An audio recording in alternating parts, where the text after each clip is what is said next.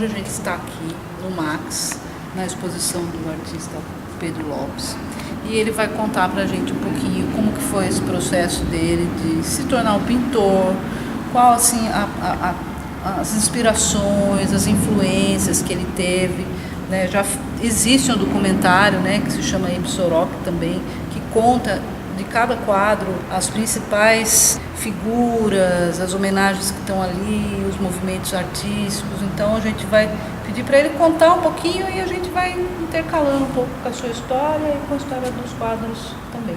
Podemos? Muito obrigado, Virginia. Bom, minha história pessoal, uma história que começa, essa minha relação com pintura, com arte, ela começa por uma recorrência materna. Eu, quando era criança, tinha uns 6 anos, 7 anos de idade, eu saía com meu pai, quando voltava tinha um desenho feito que minha mãe fez. E aquilo me encantava muito, porque eu não imaginava como alguém com um papel, um lápis, pudesse criar uma imagem tão convincente, pudesse criar uma imagem que me deixasse estupefato, deixasse encantado. E aí eu ficava esperando, sempre gostava de sair, porque quando voltava tinha um desenho. Até que, pela primeira vez eu consegui, eu desenhava também e tal, mas a questão era que o desenho não me satisfazia da mesma forma que os desenhos que eu via da minha mãe me satisfaziam. Até que eu consegui fazer o meu primeiro desenho, aquele desenho que eu achava que estava na mesma altura, que conseguia também me encantar. Esse desenho, como eu era muito religioso, morava em frente a uma igreja e ia lá todos os dias, depois virei coroinha, e aí que não saía mais da igreja, de manhã à tarde, à noite na igreja. Então esse primeiro desenho foi um São Francisco, que às vezes eu brinco, mais parecia uma bengala do que um São Francisco, mas também brinco e falo, bom, eu já era contemporâneo. E aí comecei a desenhar, aí eu fui para o seminário. Só que antes, eu como estava lá, junto com os franciscanos, e eles iam para Araçoiaba, tinha uma Kombi, e uma vez eles pararam na Rua da Penha, lá em cima, na esquina com o Arthur Gomes, e tinha uma loja de quadros, uma loja de moldura. Foi a primeira vez que eu vi uma pintura na vida. Isso me encantou novamente. Quantos anos você tinha? Nessa época eu tinha 8 anos, 9 anos de idade. E aí eu fiquei com aquilo, indo para lá e parando na loja de pintura, e ficava encantado com aquilo, e perguntava lá. Era um pintor alemão, chamado Ludovico Prohaska. Então eu vi os quadros dele lá e ficava fascinado. Até que eu juntei dinheiro, e eu me lembro até hoje, R$1.900, 1.900 cruzeiros antigos. Eu juntei esse dinheiro, eu fui para o seminário. Então na manhã eu ia para o seminário à tarde, na manhã eu fui até lá, comprei uma caixa de tinta e à tarde eu embarquei para o seminário, que ficava em Guaratinguetá. Então, indo para lá, eu levei essa caixa de tintas. E aí tive a sorte, porque cheguei lá, tinha um Frei Cirilo Antônio Lovato, que era um pintor. Aí começou então esse meu fascínio com a pintura. Aí eu saí de lá, vim para cá, primeiro fui aprender pintura com o professor Fábio Galhardo, depois fui aprender pintura com outro professor chamado Felipe Atala, depois continuei. Foi um tempo com o Ludovico Prohaska, e em 1966 teve uma grande exposição aqui, patrocinada pelo Cruzeiro do Sul, que foi no Chico Italiano. E naquela época, eu tinha pintado, já em 1965, eu tinha pintado alguns prédios antigos da cidade, pintei a estação ferroviária aqui, pintei o antigo Colégio Santo Escolástico, que era um prédio barroco, estavam derrubando. Pintei um moinho que tinha lá na estrada do Votorantim. E aí isso ficou, isso foi para a exposição. E acabou que isso fez um maior sucesso, porque era rapaz novo, né? Nessa época eu tinha 15 anos, e eu acabei fazendo sucesso e me agrupando com as pessoas lá.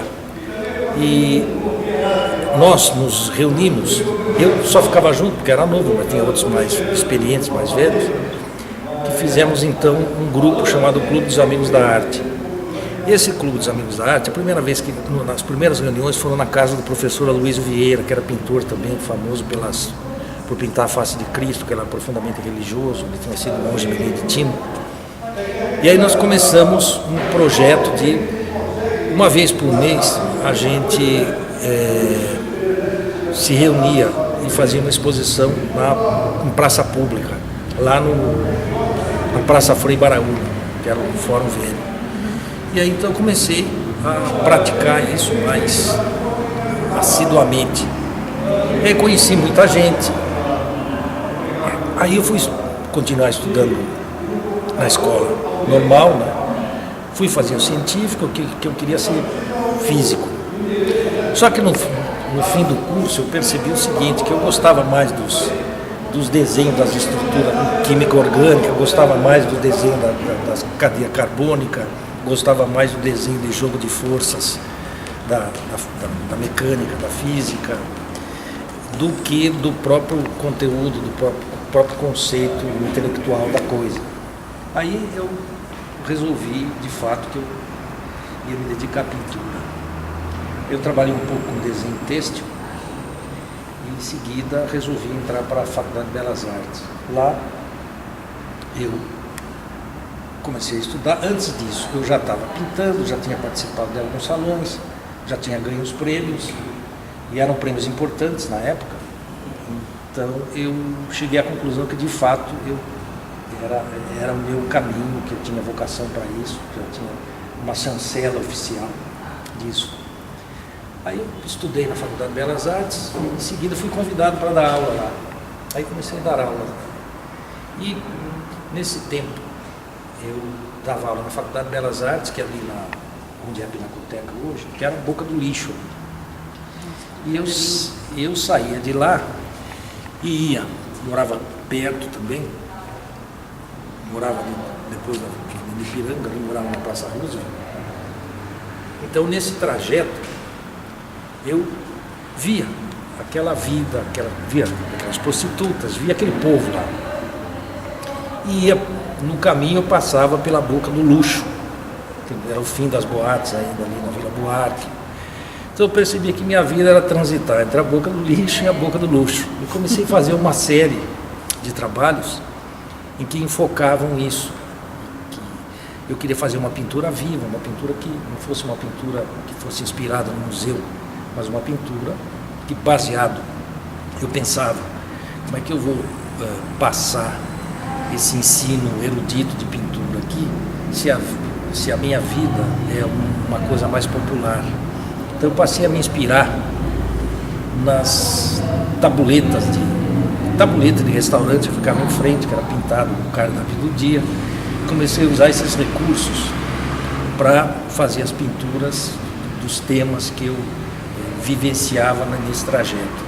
Aí eu também participei de vários salões, ganhei prêmios, fiz exposições e daí por diante eu continuei até hoje, mas sempre com foco em usar como tema o lugar que eu estou vivendo. Então, quando eu voltei para Sorocaba, eu passei a pensar em como pintar Sorocaba, como fazer alguma coisa que tivesse um gosto sorocabano. E eu sempre falava para as pessoas, quando cheguei aqui, eu passei a conviver com o pessoal da Oficina Cultural, com o pessoal do Terra Rasgada, e eu sempre falava, se os grandes artistas contemporâneos nascessem em Sorocaba, vivessem em Sorocaba, o que eles pintariam, como é que eles pintariam? Eu sempre enxerguei desta forma. A partir daí, nasceu esse projeto aqui, o projeto de pintar a história de Sorocaba. Sendo que antes ainda, quando eu fui embora daqui, no começo dos anos 70, meados dos anos 70, que era uma época que teve um grande êxodo, porque os jovens saíam daqui e iam procurar situações, talvez situações melhores, ou que desse mais oportunidade. eu também saí daqui, mas sempre pensei, por que não criar essas oportunidades aqui? Por que não fazer coisa aqui que tivesse a mesma grandeza daquilo que se vê lá fora, dadas as devidas proporções, é claro. E com esse ideal, eu, no fim dos anos 90, tive a ideia de pintar essa história de Sorocaba. Mas, de que forma? Pintar simplesmente a história poderia parecer simplesmente uma ilustração do fato. Então eu resolvi pintar esses quadros fazendo uma releitura do estilo da grande arte, né? Da arte clássica, da arte tradicional, da arte dos museus. E esse estilo correspondendo ao fato, ao acontecimento histórico do período. Então cada quadro desse, são 20 painéis, e eles foram pintados cada um fazendo uma releitura, fazendo uma reflexão sobre o estilo de época.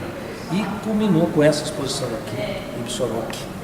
Então, Pedro, quando você idealizou essa série de quadros, você já tinha essa ideia de colocá-los em ordem cronológica? Sim, eles foram pintados, já tinha essa ideia de colocá-los em ordem cronológica, bem mesmo porque por causa do próprio estudo da história, principalmente o estudo da história da arte. No tocante à história, como história social, eu tive a orientação do professor Adolfo Frioli. Então, ele me deu toda a relação dos fatos históricos, toda a sequência de acontecimentos, e a partir daí eu peguei essa listagem, fui vendo fato histórico por fato histórico, na sequência cronológica, desde mais de 150 anos antes da fundação de Sorocaba, até o início do terceiro milênio, início do século XXI.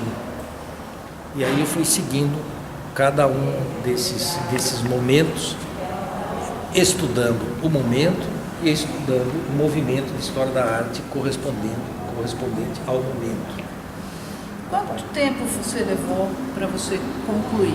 Assim, você fez um plano assim, de cada quadro, tempo? Fiz um plano, não segui exatamente, não deu para seguir exatamente a risca, porque o plano que eu tinha feito era um mês para cada quadro, depois da pesquisa toda feita, que seria o tempo de estudar a imagem, o processo de conseguir a imagem até a finalização da pintura, mas só no primeiro painel já deu 3 meses de trabalho. Com o tempo isso foi acelerando um pouco, sendo que as dificuldades dos primeiros painéis foi que eu não tinha referência, eu não tinha imagem disso. Então, para que eu conseguisse criar a forma ideal para isso, eu resolvi modelar todas as figuras. Então, primeiro, eu modelei as figuras do primeiro, segundo e terceiro painel, e aí, essas figuras, depois de modeladas, eu passei a ter uma ideia do que eu iria fazer. Bem mesmo porque os personagens, você não tem referência nenhuma desses personagens, só tem referência do Martim Afonso de Souza, que chega em Fundação Vicente, e a referência do quadro da Fundação de São Vicente, que é do Benedito Calixto, um quadro pintado em 1900, outra referência que era da Fundação de São Paulo, e algumas referências também do pintor Héctor Marangoni. Todas essas referências são citadas no quadro, né? Nos quadros são citações, e as outras figuras eu tinha que imaginar, eu tinha que estudar personagens de época através da pintura, estudar vestimenta, estudar gestualidade, para que eu pudesse fazer alguma coisa que tivesse a ver com aquele momento histórico. Não que eu fosse seguir a risca, nem copiar aquilo, mas para ter uma ideia do que significava aquilo e como poderia dar uma versão atual disso. Essas intervenções que você fez,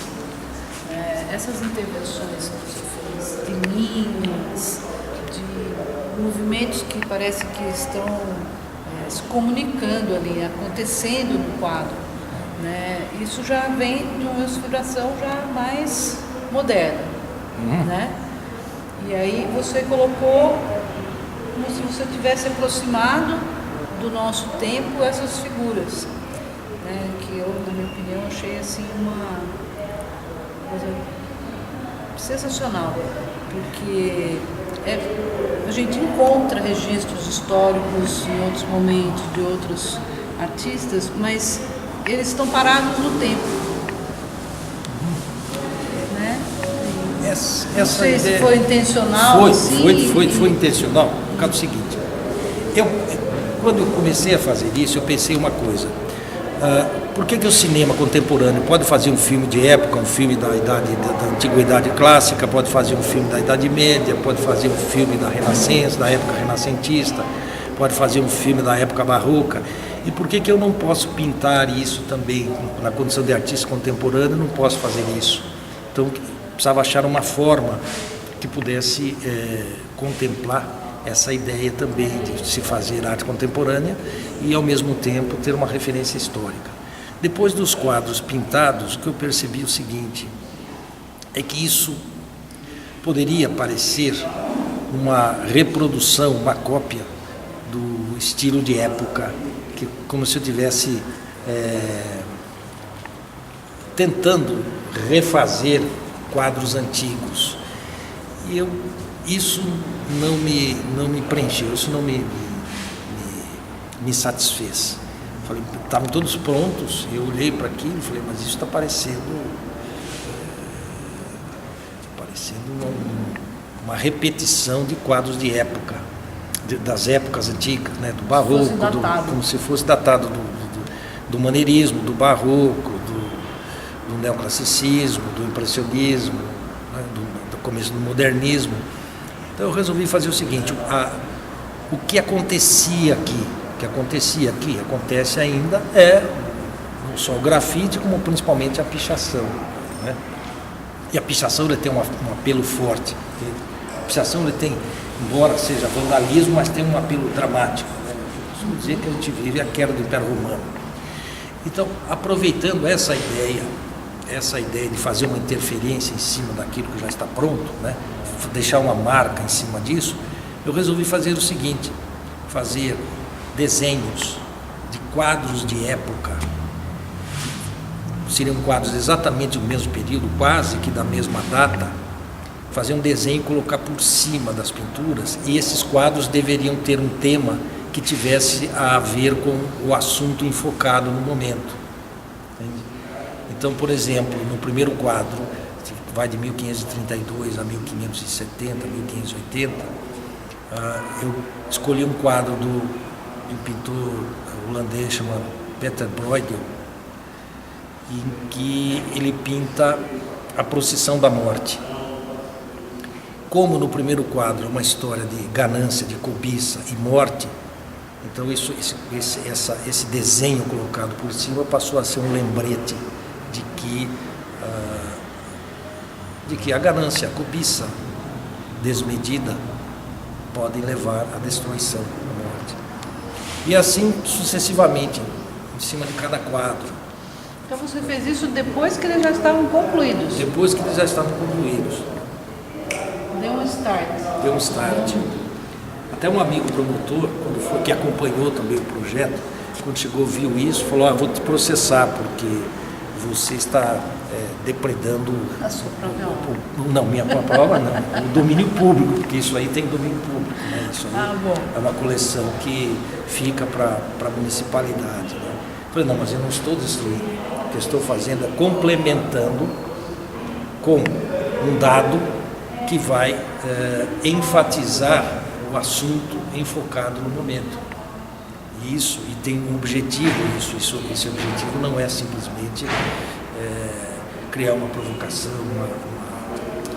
uma transgressão só. Existe uma transgressão sim, mas é no sentido de enfatizar o que está acontecendo, que está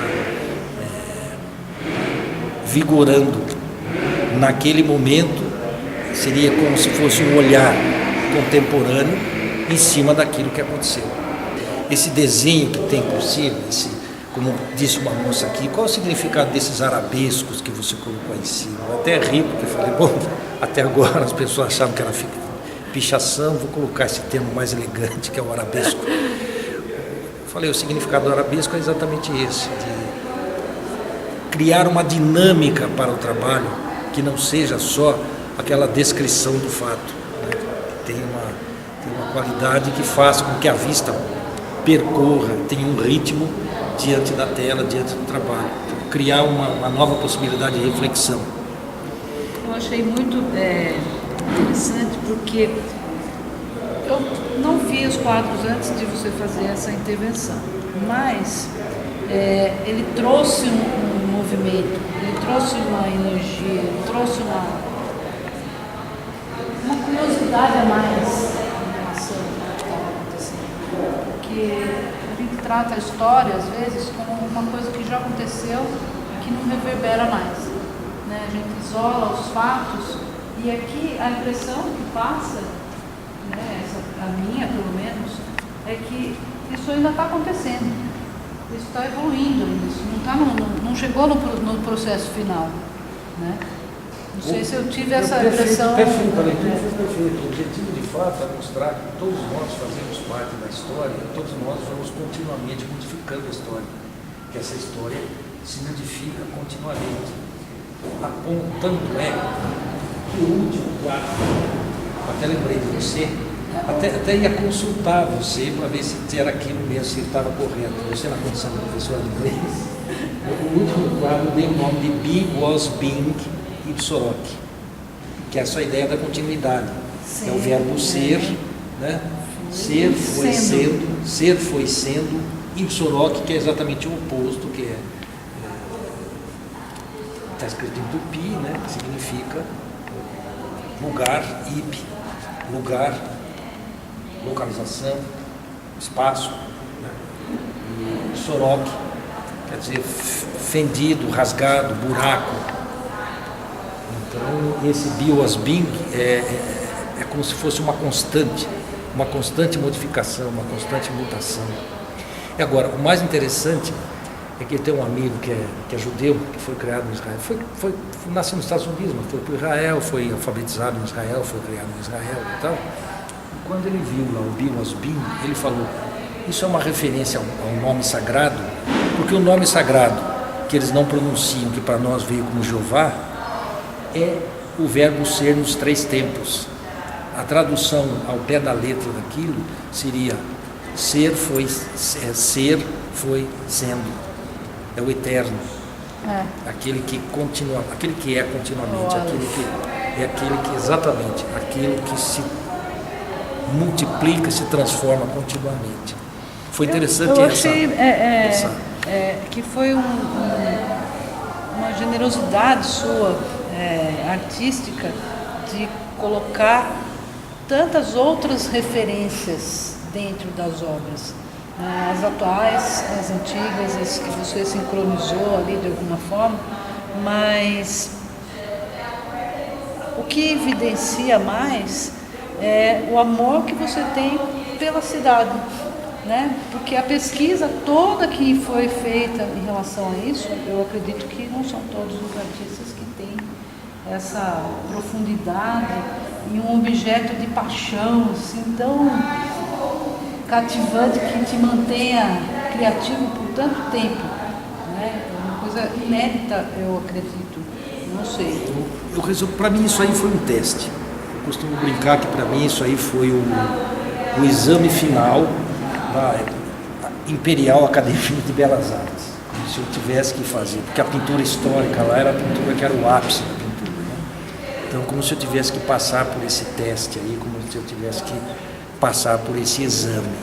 Então, aqui eu coloquei tudo que eu sei e tudo que eu penso em termos de arte. E tem mais um elemento, mais um ponto a ser lembrado, que é o seguinte: como eu falei, desde que eu voltei para cá, que eu comecei a participar dos movimentos de Terra Rasgada, eu comecei a pensar qual a importância hoje de um pintor para a sociedade. Como é que um pintor pode se integrar na sociedade da mesma forma que se integra um médico, da mesma forma que se integra um engenheiro, da mesma forma que se integra um advogado, da mesma forma que se integra qualquer outra profissão, que é uma profissão viva, que está acontecendo aí, e que existe uma solicitação da ação desse profissional. Como eu poderia entrar também nessa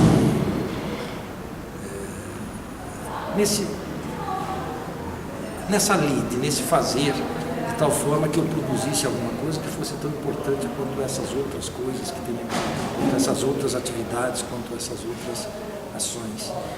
Então, a partir desse momento, eu deduzi que eu iria fazer alguma coisa que teria o objetivo de, ao enaltecer a história de Sorocaba, ao enaltecer os personagens que são aqui representados, eu pudesse criar, desenvolver a autoestima do sorocabano, eu pudesse fazer com que o sorocabano, ao identificar-se com isso, sentisse também uma importância enquanto agente vivo da história, participando desses momentos. Porque normalmente a gente sai por aí, vê, ouve histórias, mas como se fossem fatos corriqueiros, diferente dos fatos que nós vemos registrados em outros lugares, que tem uma importância maior, e a gente se esquece que esses fatos que aconteceram nos outros lugares e que foi dada aquela dimensão mitológica, isso também não fosse uma coisa comum lá. Foi a forma dos artistas vivenciarem e verem aquilo e que deu aquela dimensão para aquilo. Eu resolvi fazer a mesma coisa, né? Lançar um olhar mítico em cima dos acontecimentos aqui e dar forma a isso, dizer, dar forma pictórica a isso, a esses eventos, a esses personagens. Por isso, a dimensão disso, né? Essas telas grandes, o tamanho, outra coisa, a forma de resolver isso, se percebe que todos os quadros eles sugerem uma movimentação constante, né?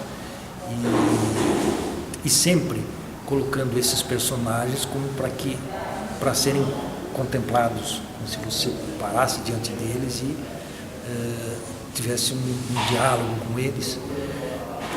E para mim é uma coisa que me chamou a atenção, que me agradou, foi começar a descobrir que os personagens eram nomes de ruas que desde a infância eu vivenciei, eu passei por lá, e naquele momento estava dando uma expressão, estava dando forma àqueles personagens. Se eu pudesse, se tivesse condições, eu encheria a cidade de monumentos ligados a esses personagens, daria um outro caráter. E lembrando também o seguinte, que o desenvolvimento cultural, ele é o ápice do desenvolvimento econômico. Por quê? Porque cultura, para falar uma linguagem mais simples, cultura, ela valoriza o metro quadrado. Por que nos grandes centros, você pegar São Paulo, por exemplo, por que a Avenida Paulista vale mais do que a periferia? Por que a Berrine vale mais do que talvez a própria vizinhança ali, que é mais pobre, que é favelado, que enfim. É exatamente a cultura, o nível presença da cultura, do ápice de cultura, o nível cultural daquelas pessoas que planejaram aquele espaço, dos arquitetos que foram contratados para se criar aquilo, fizeram com que aquela região tivesse a importância que passa a ter e alcançasse a valorização que alcançaram. Um exemplo claro aqui, um exemplo muito palpável aqui, é aquela região do Campolim. Na minha infância, aquilo era fim de mundo, aquilo era mato, aquilo não valia nada, aquilo era sertão. Passou ali aquela região do João de Camargo, ali até o João de Camargo mesmo. Aquilo era um lugar perdido, era um lugar que só as pessoas que não tinham mais condições de vir para um lugar melhor é que iam para lá. No entanto, num dado momento alguém percebeu que aquele espaço era muito próximo do centro da cidade e que poderia se criar um centro comercial, um centro desenvolvido ali. E aí, para isso, são as pessoas que tinham uma visão maior, e essa visão maior que essas pessoas tinham, e a contratação de arquitetos, e a compra de materiais e tal, isso é cultura. Isso é um grau de desenvolvimento cultural que vai valorizar. Ainda tem uma terceira camada nisso, porque você tem a primeira camada, que é o fato histórico, é a resolução dentro do processo, dentro do estilo de história da arte. uma segunda camada ou um segundo viés de leitura, que são as colocações dos desenhos, ou dos arabescos, ou das pichações que estão por cima dos quadros, que vão a criar um contraponto que vai mudar o processo de percepção e leitura desses quadros. E o terceiro ponto é o nome, o título dos quadros, porque eu sempre vejo e sempre achei que o título do quadro é a última tinta que você usa. O título é uma tinta que você não encontra em lugar nenhum, que não tem tubo nenhum e que é usado uma vez só. É uma cor que você nunca mais usa. Então, esses títulos todos são contrapontos com relação ao fato histórico, com relação à solução pictórica e com relação à própria arabesco, pichação que tem em cima. Então, um quarto elemento que vem a complementar, que compõe, por exemplo, nesse quadro aqui, que é o quadro que vai focar de 1968 a 1977, que é o quadro que mostra exatamente o tempo dos anos de chumbo, né, o tempo que está complementar, além das figuras que são colocadas, além das intervenções. O nome do quadro é E Seguindo a Canção. Por quê? Porque era um trecho de uma letra de uma música, para não dizer que não falei das Flores, de Alves Vandré, que foi uma música que criou uma polêmica muito grande naquele tempo, que valeu a prisão dele e tal. Então, isso é uma lembrança do tempo.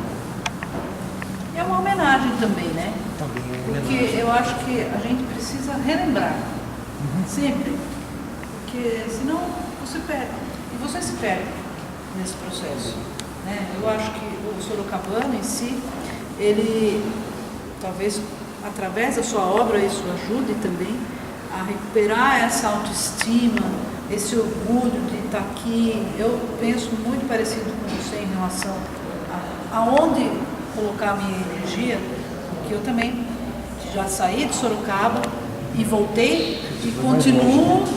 Eu passei São Paulo, foi um pouquinho mais longe. Mas mesmo assim, a vontade de voltar e fazer alguma coisa aqui, porque eu poderia ter ficado em São Paulo, por exemplo, né?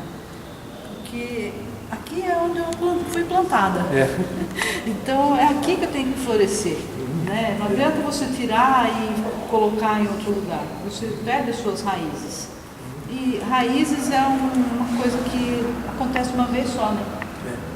Não tem duas, você só enraiza de uma vez, né? E eu acho que com muito mais elegância e profundidade você conseguiu retratar fatos que às vezes a gente talvez até quisesse esquecer em algum momento, porque não são agradáveis, como essa época. Mas você pode ter um olhar de beleza, porque a gente já passou por isso, a gente pode evoluir, tem condições de criar novas histórias, né? Então, assim, partindo dessa coleção aqui maravilhosa, o que você planeja para você dar continuidade nessa sua atividade tão maravilhosa, tão solitária ao mesmo tempo, né? Porque não é todo tempo que a gente está exposto e podendo conversar e trocar ideias sobre a obra. Porque a pintura é uma coisa solitária, né? Mas ao mesmo tempo, eu imagino que com tantas coisas na cabeça, com tanto talento, fica difícil não pintar, né? Agora eu estou com um projeto já faz 3 anos, que eu estou mastigando isso, que eu estou ruminando isso, que é o seguinte: aqui, eu vim aqui no museu uma vez, há 3 anos atrás, eu acho que foi em 2013. E ia ter um evento aqui, que era um evento de skate. E tinha umas peças feitas por eu considero um grande artista, ele trabalha com madeira, o Dimas Pires. E eu vi aquelas peças lá e falei, pô, isso aqui está pronto, isso aqui é uma instalação. Eu quero pintar, quero falar com ele, ver se ele aceita uma parceria comigo e pintar uns painéis, pintar uns quadros também, para contracenar com essas peças dele. Pensei isso, falei, mas como é que eu vou fazer isso se às vezes isso foge um pouco do meu viés de pintura? Aí eu me lembrei do seguinte: eu tinha feito uma série de desenhos da Água Vermelha são desenhos de paisagem, um desenho muito rápido, são croquis muito rápidos, são praticamente rabiscos, né? E eu falei, a partir daquilo eu posso desenvolver, eu posso abstrair aquilo e criar uma série de formas que vão contracenar com essas peças do Dimas. Eu falei com ele, e é coincidência ou sincronicamente, ele tem ateliê lá na Terra Vermelha. Então eu tive uma ideia de fazer essa relação entre Terra Vermelha e Água Vermelha. E agora estamos aí desenvolvendo isso, procurando fazer isso para ver se a gente consegue configurar isso numa exposição que vai dar um outro viés aí, um olhar sobre a cidade já, não sobre a história, mas sobre a geografia e sobre um questionamento também do gosto sorocabano. Questionamento não no sentido de sindicância, não no sentido de, mas questionamento no sentido de questionar mesmo, de onde vem isso, como é que se forma isso. Como que a cultura se estabelece, como é que a cultura se estabelece e desenvolve um tipo de gosto particular. Que é uma forma de gosto também, é uma forma de se ver o mundo, né? Saber exatamente o que é mais Sorocaba, o que é mais importação, qual a afinidade que se tem com isso. Muito legal. Isso é o próximo projeto. Estaremos ansiosos já desde já para saber qual vai ser o desfecho. Eu já fiz 700 estudos. Nossa. E estou começando a chegar a uma conclusão do que vai ser as coisas. Na verdade, o pintor é um operário, né? Operário, porque é um trabalho constante, né? Não está pautado no horário, na disciplina nesse sentido. Quando está olhando... Você tem essa questão de inspiração ou você senta e daí a inspiração vem? É tudo junto. É tudo junto. Não dá para separar. É um processo misto. Tocou a campainha para a inspiração, começa a atividade, ou tocou a campainha para a atividade, começa a inspiração. É tudo uma coisa só. Né? Maravilhoso. Inspiração também inspiração é uma forma de viver, de vivenciar. Sim. Pedro, muito obrigada. Eu ainda só queria fazer uma adendo. Pode colocar o que você quiser. Uma coisa que me ajudou muito, aliás, hoje você me trouxe aí, foi esse livro aqui. O João de Camargo, de Sorocaba, o Nascimento de uma Religião. Porque assim como você fez a sua tese de mestrado sobre a jornada do herói, esse livro aqui, você, né, esmiuçou o livro, sabe que esse livro traz a história de Sorocaba e do mundo através daquele personagem, do João de Camargo. Então, foi uma coisa que eu me baseei também nisso. Esse livro aqui foi escrito por Dr. José Carlos de Campos Sobrinho, aqui pelo pseudônimo de Carlos de Campos, e pelo professor Adolfo Furioli. Foram os dois que eu me baseei. Aliás, a ideia desse projeto nasceu na casa do Dr. José Carlos de Campos Sobrinho. Que maravilha, né?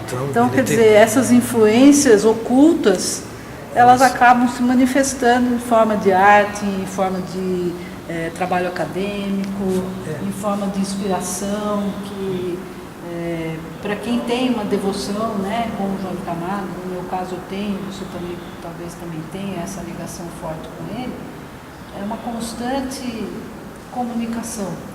Né? Então eu passo ali na frente, eu converso com ele, assim, falo um oi, coisas que assim eu não faço em outros lugares, que também tem uma história, está aqui há muito tempo, mas que a gente não se identifica. Né? E o João de Camargo parece que reúne várias pessoas que têm a raiz. Eu acho que a gente vai voltar na questão da raiz. Né? De alguma forma a gente se entrelaça lá por baixo e aquilo não se perde. Né? E eu fico muito feliz e muito grata de ter a oportunidade de você ter me emprestado o livro, em primeiro lugar, né? Hoje eu estou te devolvendo, está inteiro, maravilhoso, e ele ter sido utilizado de uma forma tão legal também, não ficou lá parado na prateleira e esquecido, né? Foi muito bem utilizado. Então, mais uma vez, eu gostaria de agradecer, e se você quiser colocar alguma coisa... Eu agradeço, acho que é o suficiente, eu já consegui colocar mais ou menos uma síntese de tudo que aconteceu. Eu agradeço você, agradeço o seu interesse, me sinto honrado aí por fazer parte do seu projeto de trabalho, do seu coletivo, de uma certa forma eu estou participando dele, né? Sim. E na primeira oportunidade, se você tiver interesse, vamos passar o filme lá. Vamos. E a gente, quero salientar ainda aqui que existe um filme que foi feito sobre esse projeto por um rapaz de extremo talento, de uma extrema competência, chamado Bruno Chores, ele assina como Chores Rodrigues, que ele também, quando ele me conheceu, quando ele foi no ateliê a primeira vez, ele ficou encantado com tudo aquilo, encantado com o trabalho, falou, vamos fazer um filme sobre isso aqui. Eu faço porque eu acreditei nisso, porque eu gostei disso, e a gente ficou lá, quando foi fazer, foi um mergulho que ele ficou lá 15 dias morando lá e a gente trabalhando dia e noite para conseguir concretizar esse filme aí. E na primeira oportunidade vamos passar esse filme lá. Em breve nós vamos colocar na nossa programação e com certeza a finalidade do coletivo é justamente trazer um resgate, né, da cultura, da arte, da educação, no sentido mais profundo que existe, né, das pessoas poderem se comunicar e vivenciar isso junto, né, porque nós somos um coletivo. Nós somos um coletivo, né? Então, assim, ninguém está fora. Né? E isso é o que a gente preza. E vai ser uma honra. E ainda quero fazer mais uma colocação, se for possível. Está tendo uma exposição chamada Arte e Cidadania, acho que é. Ou Arte e Cidadania, aí na Fundec, que é uma exposição promovida pelo Ministério Público, em que ele vai mostrar vários aspectos de crianças, enfim, de pessoas, de entidades que trabalham com isso, mostrando fatos da sociedade atual, em que esses fatos foram desenhados, foram pintados. E isso é interessante porque eu nunca imaginei que o Ministério fizesse parte da função do Ministério Público promover esse tipo de coisa, entendeu? Então você vai estender alguma coisa a mais, não é só a promotoria que fica no fórum, mas a promotoria que está promovendo o desenvolvimento social como um todo.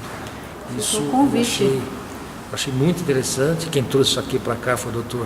Antônio Farto, que acho que é promotor da Infância e Juventude, e acho que vale a pena